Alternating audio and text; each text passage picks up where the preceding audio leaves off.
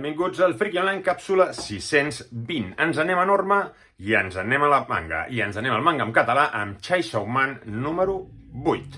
Número 8 d'aquesta sèrie tan boja que aquí ens planteja una història, un capítol completament ple d'acció. Bàsicament, acció 100%.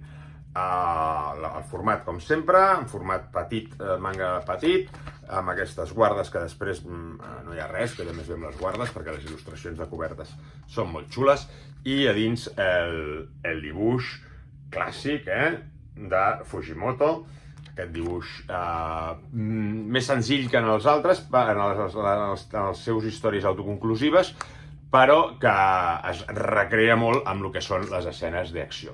Ja us dic que aquest capítol tindreu acció i bogeria al mateix temps, sense parar. Què passa?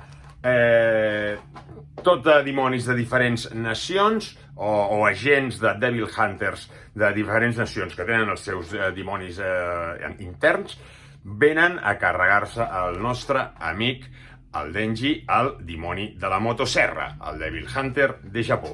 Venen dels Estats Units, venen d'Anglaterra, venen de tot arreu, de Rússia, per carregar-se'l amb ell. Per què? Perquè és una cosa molt potenta i se l'han de carregar, se n'han d'apoderar. Aquí tindrem una batalla contra el dimoni de la foscor, un dimoni molt, molt xungo, que ens farà parar bojos. Tindrem escenes de bogeria totals, anant a parar a una espècie d'infern, bueno, l'infern, on la cosa, ja us dic, es tornarà molt loca, però molt loca. Jo crec que se li va la pinça per tots cantons. I mira els personatges. I a veure, és que hi ha un tros que mola molt. Aquí no ho trobaré ara. Bé, és igual. Mira que sortia sempre abans, pam, pim, pum, pim. L'entrada d'aquest infern del dimoni de la foscor.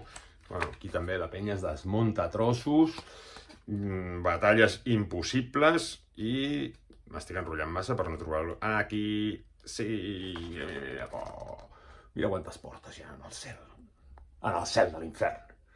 Una bogeria que amb aquest capítol, ja ho dic, la cosa es posa molt loca i que segueix enganxant molt i que té com un final, O sigui, aquest és un capítol que aquesta batalla comença i acaba i que, evidentment, sempre queden moltes coses obertes, encara no s'ha acabat la persecució del pobre Denji i hi ha tot de personatges que al final no sabem si han mort o no han mort. No ho tenim clar, perquè la cosa, com bé us dic, s'ha tornat loca.